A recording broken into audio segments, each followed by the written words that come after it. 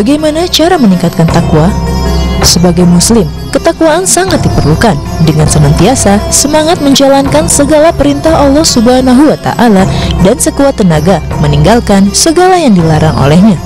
Dengan upaya inilah kita akan mampu terus berada pada jalur yang telah ditentukan oleh agama, sehingga tidak melenceng serta tersesat ke jalan yang tidak benar. Layaknya perjalanan panjang, kita haruslah menyempatkan diri berhenti istirahat untuk mengumpulkan kembali semangat dan tenaga guna melanjutkan perjalanan. Begitu juga dalam kehidupan di dunia, kita mesti harus menyediakan waktu untuk melakukan introspeksi diri dan evaluasi diri. Sementara dalam Al-Quran Allah Subhanahu wa Ta'ala juga telah mengingatkan pentingnya melakukan introspeksi diri dengan melihat apa yang telah kita lakukan pada masa lalu untuk menghadapi masa depan. Allah Subhanahu wa Ta'ala berfirman dalam Al-Quran surat Al-Hasyr ayat 18, "Hai orang-orang yang beriman, bertakwalah kepada Allah Subhanahu wa Ta'ala, dan hendaklah setiap diri memperhatikan apa yang telah diperbuatnya untuk hari esok, dan bertakwalah kepada Allah Subhanahu wa Ta'ala. Sesungguhnya Allah Subhanahu wa Ta'ala Maha mengetahui apa yang kamu kerjakan." Astaghfirullah Rabbal baraya, astaghfirullah minal khataya, astaghfirullah Rabbal baraya, astaghfirullah minal khataya. A'udzubillahi minasyaitonirrajim. Bismillahirrahmanirrahim. Assalamualaikum warahmatullahi wabarakatuh.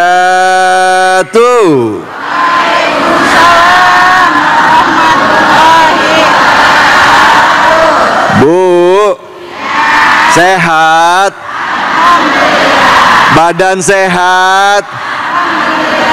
Keluarga sehat? Dompet sehat?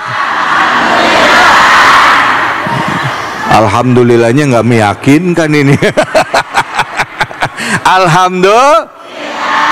Apapun yang kita alami saat ini, hadapi dengan tersenyum dan mengucapkan Alhamdulillah. Karena kalau bersyukur, Allah pasti akan tambah nikmatnya kepada kita.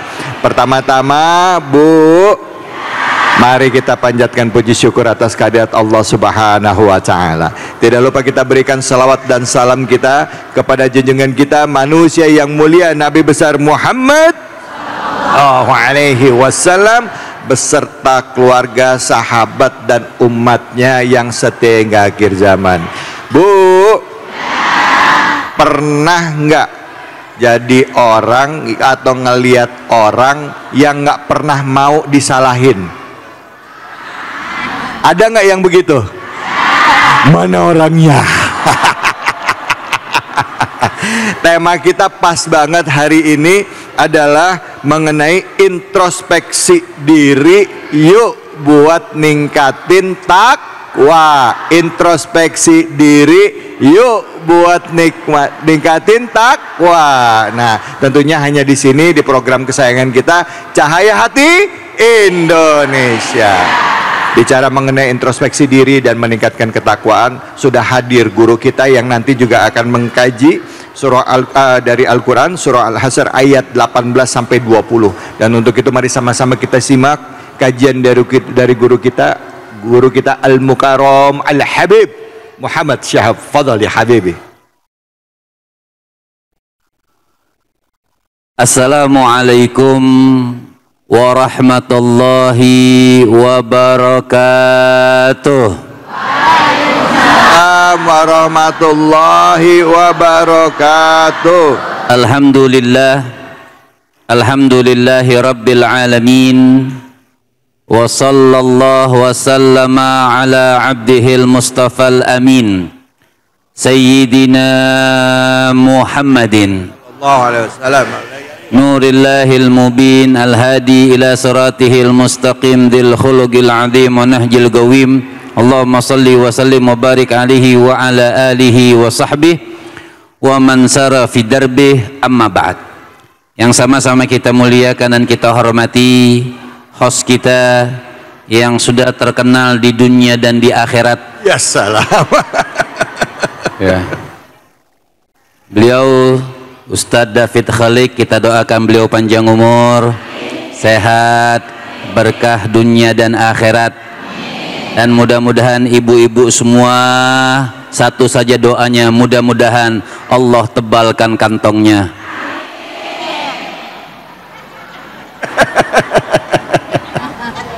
Buat Masya Allah cahaya hati Indonesia, iNews TV mudah-mudahan selalu berjaya dan Amin. Bisa membantu kita semuanya menyebarkan dakwah Islam, ajaran Allah Subhanahu wa taala yang dibawa oleh baginda Nabi besar Muhammad sallallahu alaihi wasallam. Ibu-ibu yang dimuliakan dan semua yang menonton dalam acara ini, kita sedikit membahas tentang surah Al-Hasr dari ayat 18 sampai ayat 20. Yang 18 Allah Subhanahu wa taala katakan, ya ayyuhalladzina amanu taqullaha wal tandur nafsum ma qaddamat lighad wattaqullaha innallaha khabirum bima. Oh, hafal ibu-ibu, Masya Allah. Di sini nih kita ngaji ya,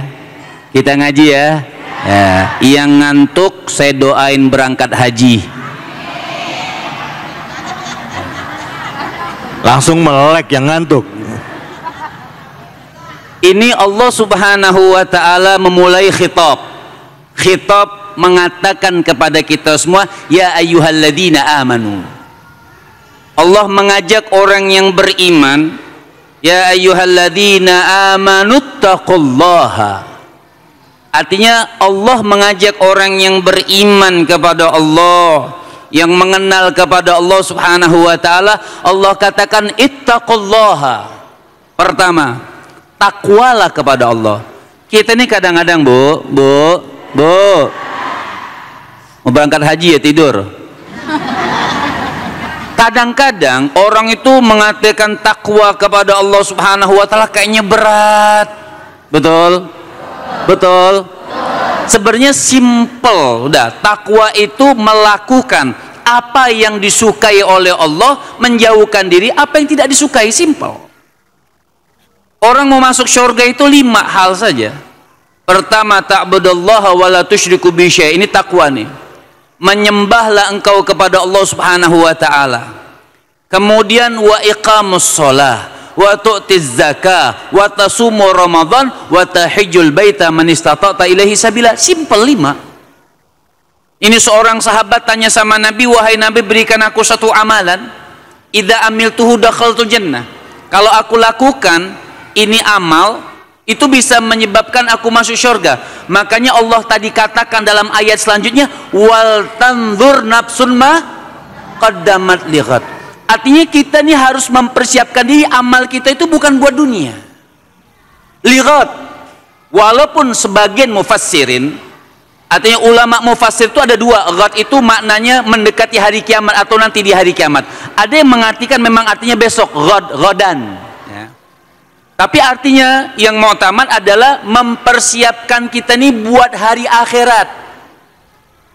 Ada kata-kata hari ini daripada Sayyidina Imam Ali bin Abi Thalib.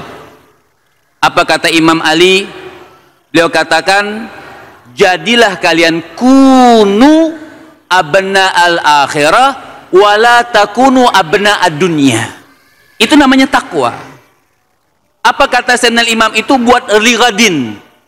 Karena apapun yang kita lakukan, wattaqullaha innallaha khabirum bima.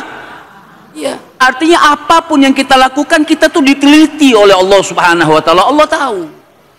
Makanya kata Sayyidina Imam Ali bin Abi Thalib, beliau mengatakan, kunu abna al-akhirah. Hei kalian manusia, kalau lighadin, introspeksi diri kita, pengen bagus nanti ke depan, pengen bagus nanti di akhirat, kunu abna al akhirah wala takunu abna ad dunya. Maka jadilah kalian itu pengikut-pengikut akhirat, anak-anaknya akhirat, pendukung akhirat yang nanti insya Allah lihat dia akan di masa depan yang akan datang, introspeksi diri kita dalam kehidupan dunia kita ini untuk nanti di masa depannya. Maka jadilah kalian pengikut-pengikut akhirat, wala takunu abna ad-dunya.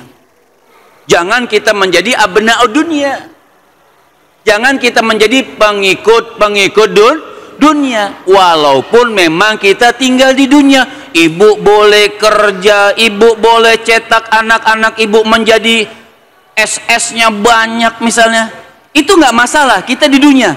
Tapi akhirat dulu dong, betul? Jangan cuma jagonya di dunia, maka di akhirat dia tinggalkan itu yang tidak disukai oleh Allah Subhanahu wa taala. Nah, di sini kita harus introspeksi diri. Jangan cuma rajin introspeksi orang. Introspeksi orang rajin. Introspeksi diri kita enggak rajin. Ngepel orang rajin, ngepel rumah sendiri. Nah, itu maksudnya. Jadi ada kata Asy-Syaikh Ibrahim bin Adham, itu ada tanda-tanda orang itu kan, kita ini kadang berdoa, ya Allah baguskan hidup dunia saya, baguskan hidup akhirat saya, sampai sekarang nggak bagus-bagus.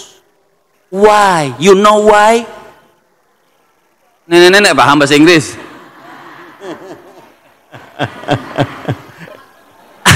Artinya kata beliau mengatakan, kalian hanya sibuk mengurusin introspeksi orang, tidak menyibukkan diri untuk introspeksi diri. Makanya orang kalau mau tidur itu ingat dosa-dosa dia dari pagi sampai menjelang tidur. Dia ingat, oh banyak hal-hal saya yang menjauhkan diri daripada Allah Subhanahu wa taala. Maka tadi Allah katakan, wal tandur nafsun ma qaddamat. Maka ayat selanjutnya apa kata Allah Subhanahu wa taala? Allah katakan, makanya kalau pengen bagus, wala takunu kalladzina nasullaha fa ansahum anfusahum ulaika humul ulaika humul wala takunu. Jadi makanya kalau kita pengen introspeksi diri, wala takunu kalladzina nasullaha, maka jangan jadi orang yang lupa sama Allah Subhanahu wa taala. Kita ini banyakkan lupa sama Allah. Baca istighfar, saya mau tanya ibu-ibu, ibu-ibu baca istighfar sehari berapa kali? Bu, ibunya masih hidup? Baca istighfar berapa kali? Kita paling banter nih kata orang sekarang, kita baca istighfar tuh kalau habis sholat, itu pun cuman kening doang diputer-puter. Assalamualaikum warahmatullahi wabarakatuh, astagfirullah. Nggak ada khusyuknya. Kalau 3 kali aja kita khusyuk, Masya Allah, bagus buat diri kita. Kita tidak lupa kepada Allah. Nabi bu,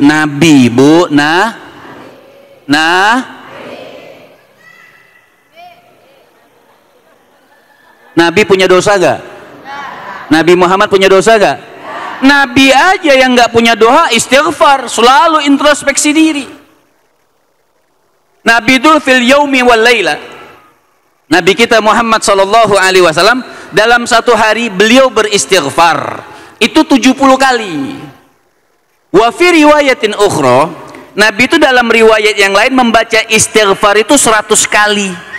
Kita udah banyak dosa, mati belum tentu masuk surga, baca istighfarnya males. Jadi kadang-kadang Masya Allah, apalagi zaman-zaman sekarang di zaman sosial media, orang repot ngurusin rumah tangga orang, repot ngurusin ini, repot ngurusin itu, lupa tuh sama diri dia. Nah, kalau kita lupa kepada Allah Subhanahu wa taala, kalladzina nasullaha fa ansahum anfusahum, itu masalahnya. Allah akan bikin kita itu lupa sama diri kita.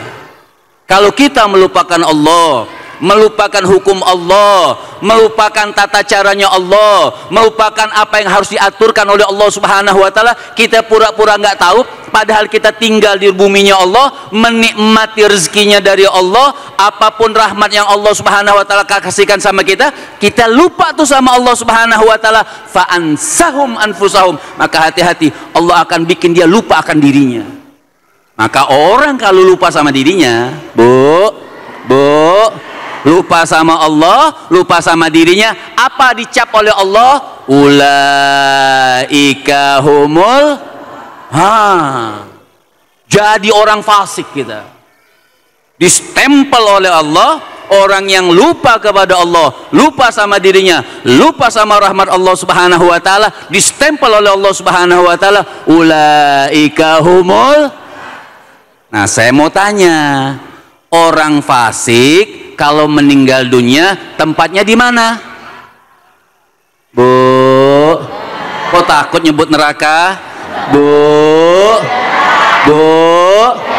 orang yang fasik tempatnya di mana? Sama nggak bertobat ya? Orang yang fasik tempatnya di mana? Makanya Allah katakan ayat selanjutnya, la yastawi ashabun nar wa ashabul jannah, ashabul jannati humul. Nah, makanya dijawab lagi, diterangkan, dijelaskan lagi, mau kurang apa kita sama Allah? Ulaika humul fasikun, mereka orang yang fasik. Berarti orang yang fasik akan memasuki nerakanya Allah Subhanahu wa taala. Makanya sampai Allah katakan hati-hati, jangan sampai masuk neraka. Itu kasih sayang Allah, rambu-rambu. Jadi kalau kita bertakwa kepada Allah, ngikutin ajaran Allah, ngikutin rahmatnya Allah, itu bukti kasih sayang Allah. Kita dikasih akal, kita dikasih pikiran. Oh, nggak boleh kita tinggal di buminya Allah, menikmati kasih sayangnya Allah, masa kita lupa, masa kita tidak ingat sama Allah Subhanahu wa taala, maka kita tergolong orang yang fasik. Orang yang fasik tidak disukai oleh Allah, mati masuk neraka. Makanya Allah katakan la yastawi ashabun nari wa ashabul. Makanya kata Allah, hati-hati kalau masuk neraka, sebab neraka sama surga beda, nggak sama. La yastawi ashabun nar, nggak sama.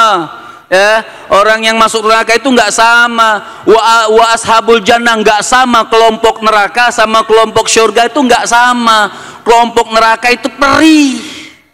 Makanya Allah katakan wa ashabul jannati humul.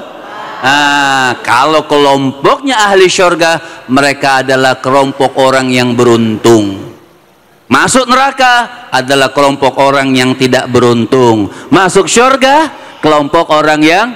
Nah, saya tanya mau ibu-ibu, mau beruntung atau tidak beruntung? Mau surga atau neraka? Surga. Nah, permasalahannya satu, kata Imam Ghazali, banyak orang yang manidda'a hubbal jannah walam ya'mali ta'ah fahuwa kadzab. Makanya kita nih kalau ditanya semuanya pengen mati mana? Surga. Pengen mati? Surga. Ditanya sholat gak? Lupa. Ini fa'ansahum anfusahum. Lupa dia, lupa dengan sholat. Hal yang pendek saja itu.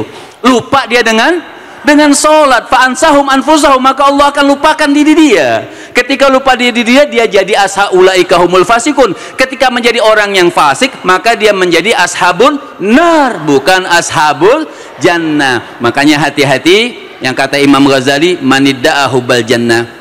Banyak orang yang ngaku-ngaku, oh saya pengen mati masuk surga, pengen mati masuk surga, walam ya'mali ta'ah. Permasalahannya sifat manusia yang begitu, termasuk saya mungkin lah, itu laisa min ahli jannah. Sifat kita tidak mencerminkan orang yang pengen mati masuk surga. Tidak sholat, tidak puasa, masya Allah. Jadi mudah-mudahan dari singkat ayat ini kita menjadi ashabul jannah, bukan ashabun nar. Masya Allah. Syukran jazakumullah khairan kasir, Bib. Terima kasih banyak ya Habibi. Bu, pengennya masuk sorga, sholatnya ogah, puasa nggak mau, sedekah segen, ada orang minta tolong pura-pura nggak tahu. Kira-kira masuk sorga nggak? Ada yang begitu ada? Mana orangnya? Makanya kan kita harus introspeksi diri supaya tidak menjadi false. Ya baik, jangan kemana-mana, kita akan lanjut lagi bahasan kita. Setelah ini Ustaz Zarulung akan membahas tentang tema kita hanya di sini di Cahaya Hati Indonesia.